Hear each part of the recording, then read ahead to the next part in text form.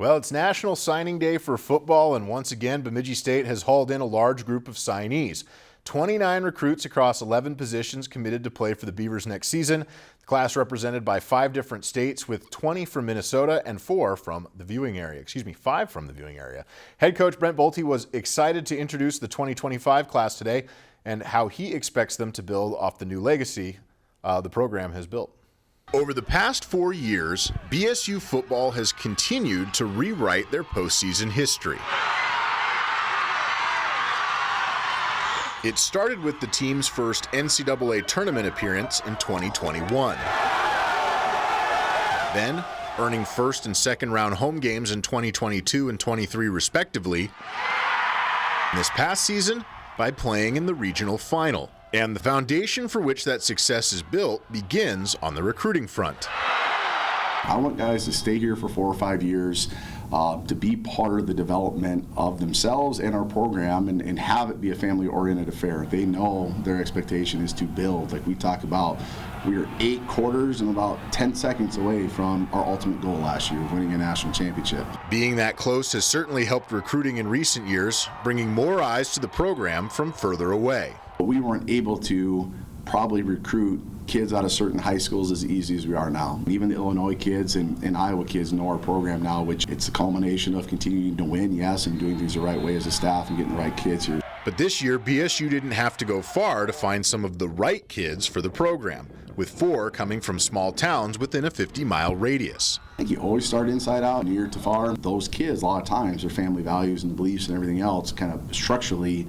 fit with what we sell here at BSU.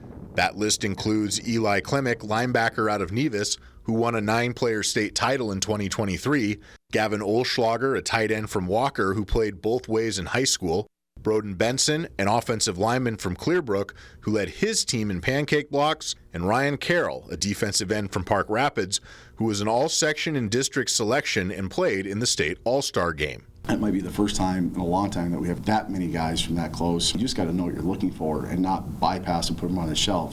Hailing from just slightly further away is Brainerd defensive back Chad King. The senior captain had 67 tackles and a pick 6 this season and explains why he chose Bemidji State. They gave me a chance. I know I might not look the biggest and definitely not the strongest, but I know I can play football at the next level, and I'm just glad BSU gave me a chance to show that.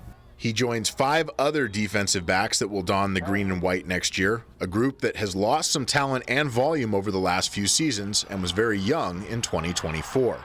But they aren't the only group in need of volume. If you paid attention to BSU football, we've had a pretty good run of defensive line guys over the last 10 years, to be honest with you.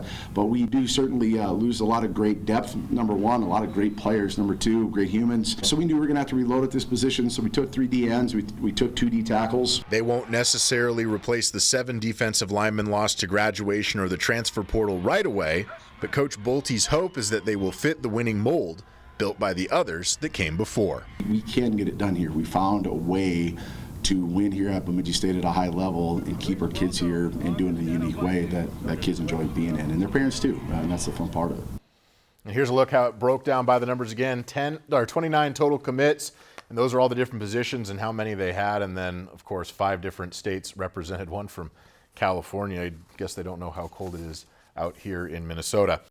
This sports segment of Lakeland News was brought to you in part by Paul Bunyan Communications, bringing northern Minnesota the Gigazone. Internet speeds up to 10 gigabits per second, both upload and download. It's the Gigazone from Paul Bunyan Communications, and it's right here. Lakeland News is a nonprofit news organization. Donate to Lakeland PBS today to support your local news team.